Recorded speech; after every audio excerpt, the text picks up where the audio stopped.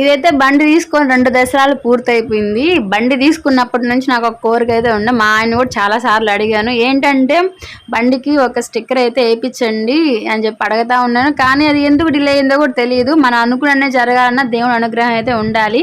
అది మంచి అయినా చెడైనా మనం అనుకున్నది ఇట్లా అయిపోవాలన్నా కూడా అది దేవుడు కొద్దిగా ఈ రోజుకి ఇది జరగాలని చెప్పితేనే జరగద్దని నా నమ్మకం. ఏంటంటే మనం అనుకున్నవి జరిగిపోవాలన్నా, మనం మొదలుపెట్టిన పనులు ఆగిపోవాలన్నా కూడా మనం చేసే పనులు ఏది ఉండదు. మనం కంటిన్యూ చేసుకుంటూ వెళ్ళిపోతూ ఉంటే మిగతాదంతా దేవుడు చూసుకుంటాడు. ఇక్కడైతే ఏంటంటే ఈ స్టిక్కర్ వేయించాలని కూడా ఎప్పటి నుంచి అనుకుంటున్నాం.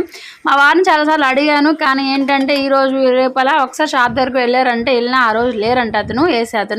ఇంకా అలా డిలే అయిపోయింది. మొత్తానికైతే సోమవారం రోజు బండికైతే స్టిక్కర్ ఈ విధంగా వేయించుకున్నాను.